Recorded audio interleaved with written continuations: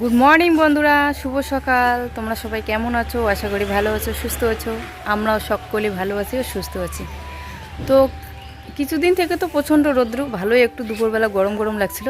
আজকে দেখো আবারও কুয়াশা করেছে, ঠান্ডাটা একটু বেশি পড়ে গেল আজকে। দেখো কতটা কুয়াশা।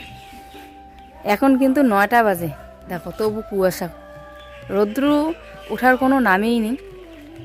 আমি সকালে রান্না শুরু করে দিলাম, একটু পরে তো ডিউটি এসে আবার বাচ্চাদের নিয়ে স্কুলে যাওয়ার। আমি মটরশুঁটিগুলো ছুলিয়ে নিচ্ছি। অনেক দিন থেকে বাঁধাকপির ঘন্টটা করাই হয় না, তা আজকে ভাবলাম বাঁধাকপির ঘন্টটাই করি। কয়েকদিনের থেকে আজকে আবার বেশি ঠান্ডা। স্কুলে যাওয়ার জন্য বেরিয়েছি চাদর পরে। আমি বললাম মেয়েদেরকে যে আজকে স্কুলে যাওয়া বাদ দাও, ঠান্ডা লাগতেছে। ভিতরে করে সোয়েটারও পরেনি, ভিতরে একটু মোটা কাপড়ের জামা পরেছে আর উপরে শার্ট পরেছে দুজনেই। উপরে সোয়েটার পরবে না তো, আর আমি চাদর পরে যাচ্ছি স্কুলে। এতবার বললাম যে যেতে হবে না, ঠান্ডা আজকে, তবু নাকি যাবো। তাই যে ও আজকে ক্লিপ পরেছে। তো চলো যাই। আজকে স্কুল থেকে নিয়ে আসলাম সিংড়া আর পরোটা, মিষ্টিও আছে আর লাড্ডু দুটো খেয়ে নিয়েছে। মানে আমি বেশ কতদিন থেকে টিফিনে কিচ্ছু দিচ্ছি না, কারণ খেলা চলছে। তো খেলা বলতে মানে আর কি চলছে, মানে একটু খেলা হবে তো, তাই একটু মানে ইয়ে করতেছে, নাচটা দিয়ে শিখতেছে আর কি। স্কুলে ক্লাস সেরকম ক্লাস হয় না, একটা দুটো হয়তো হয়, তারপরে খেলার আর কি একটু হিস নেয়। বেশ কতদিন থেকে দেই না টিফিন, তো আজকে বায়না করছে যে কতদিন থেকে টিফিন দেও না, তো আজকে টিফিন দিবে। তো আসার সময় যে এগুলো নিয়ে আসলো, এখন ভাত খাবে না, এগুলোই নাকি খাবে, সিংড়া পরোটা আর একটা মিষ্টি নিয়ে এসেছি, লাল মিষ্টিগুলো। তো এগুলোই দিব, এখন খাক, আর একটু পরে খেতে দেবো, আগে এগুলোই খেয়ে নেব। বের করো।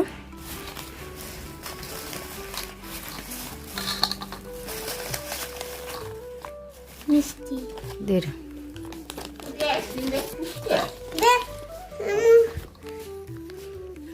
পরোটাটা বের করো।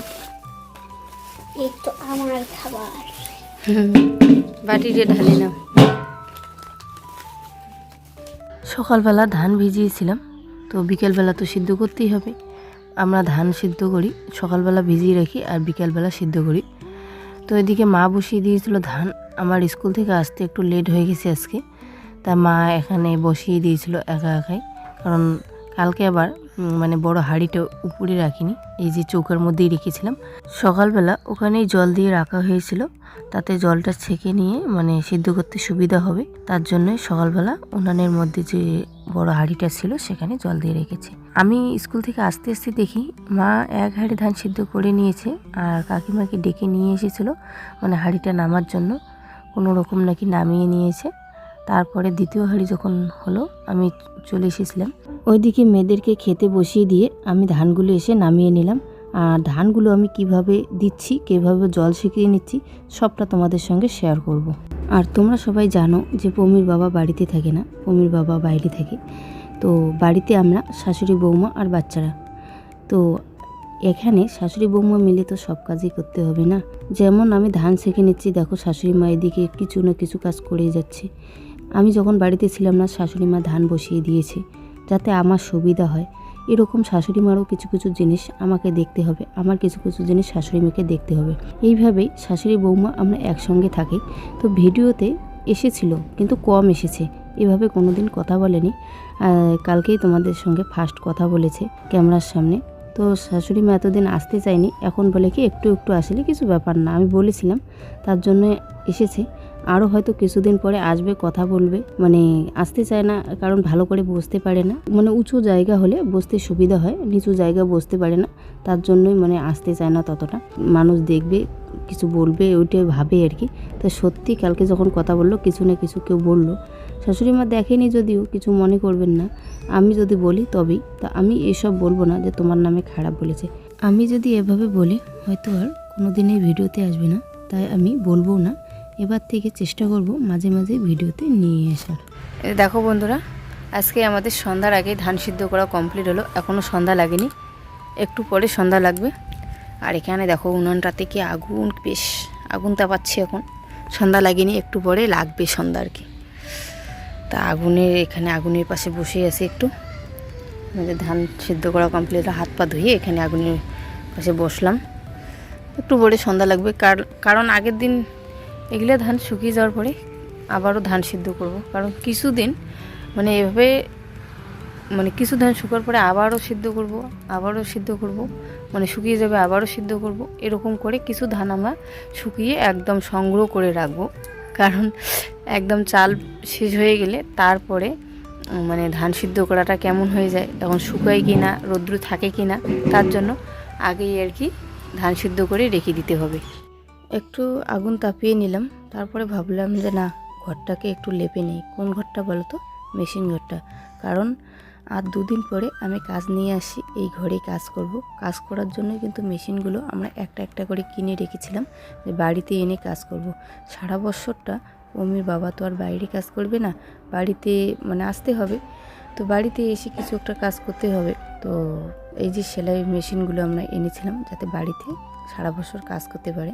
তো ভাবছি এখন থেকে শুরু করব, আর ওর সাথে তো আমি আছি, আমিও একটু বেশি করে শিখতে পারবো। তার জন্য তো কালকে বাদে আমরা পরশু দিনে নিয়ে আসতেছি কাজ আর কি বাড়িতে।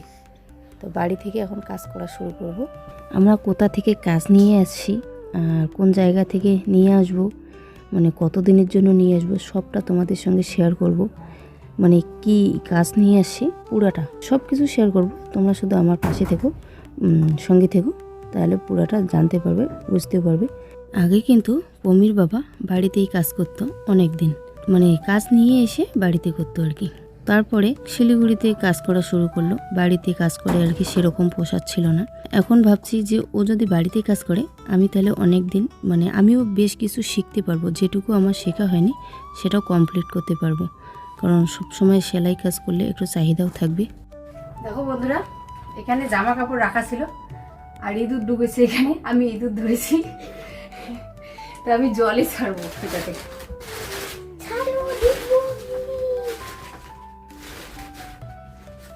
কাপড় যাচ্ছে এ মা কতগুলো, 2টা ধরছি, 2টা। এখন বের করবো কোন দিকে? কাপড়গুলো একটু বের করবি? ভয় লাগে যে। একটা একটা করে টান দেখি।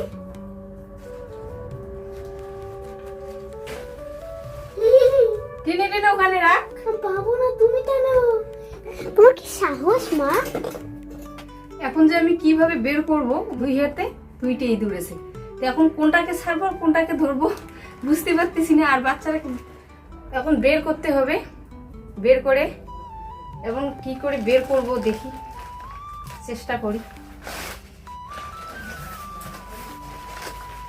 এখানে মানে কিছু মোছার জন্য মানে সাদা আর কি টুকি ছেঁড়া কাপড় ওখানে রেখেছিলাম, তো মনে কর কিছু মুছি করার জন্য। তখন কি করে বের করব? এই গেল।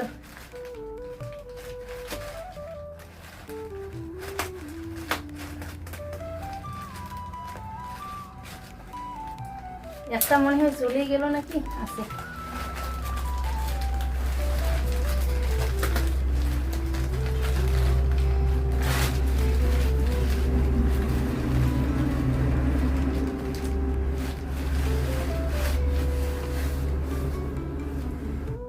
এই যে দেখো, এই যে ইঁদুর ধরেছি, দেখা যাচ্ছে? এই যে দেখা যাচ্ছে, এই যে যাচ্ছে দেখা। এখন আমি জলে ছাড়বো ইঁদুরটাকে, এগুলো জলে বেরোতে পারি কিনা। মারা গেছে, এত জোরে ধরছি একদম মরে গেছে ইঁদুরটা। আবারও একটা আছে, এটাও মনে হয় মরে গেছে। এই যেটা দেখো, কতক্ষণ থেকে ধরে আছি। এই যে দেখো, এই যে দেখো, 2টাকে মেরে ফেলেছি একদম।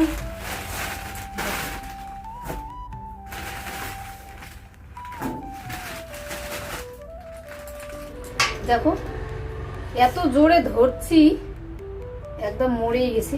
এই যে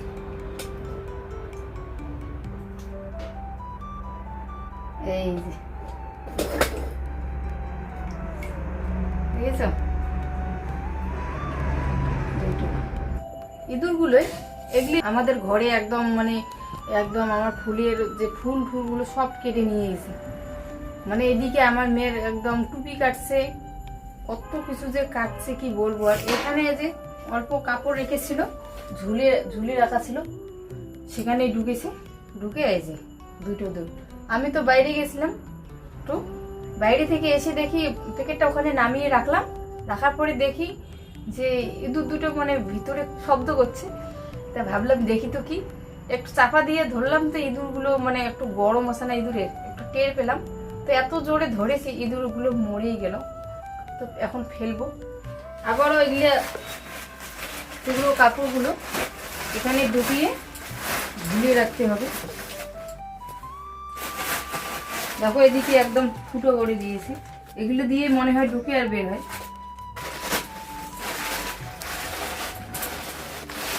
আবারও আমি এখানে ঝুলিয়ে রাখবো। এই যে এখানে ছিল কিন্তু ঝুলানো। ইঁদুর দুটোকে বাইরে ফেলে দিয়ে এসে আবারও বাকি ঘরটুকু মুছে নিচ্ছি। এই ঘরটাকে কালকে আবারও একটু খুলে একটু হালকা করে মুছে নিতে হবে। মানুষের কাজ নিয়ে আসবো, তো সাদা কাপড় চোপড়ও থাকতে পারে, যদি দাগ লেগে যায় তো মানুষের কথা শুনতে হবে, তাই না? তো ভালো করে এই ঘরটাকে আবারও কালকে একটু মুছে নেব। তো ভিডিওটাকে আমি আর বেশি বাড়াবো না, আজকে ভিডিওটা এই পর্যন্তই। দেখা হচ্ছে কালকের একটি ভিডিওতে। ততক্ষণে ভালো থাকবেন, সুস্থ থাকবেন।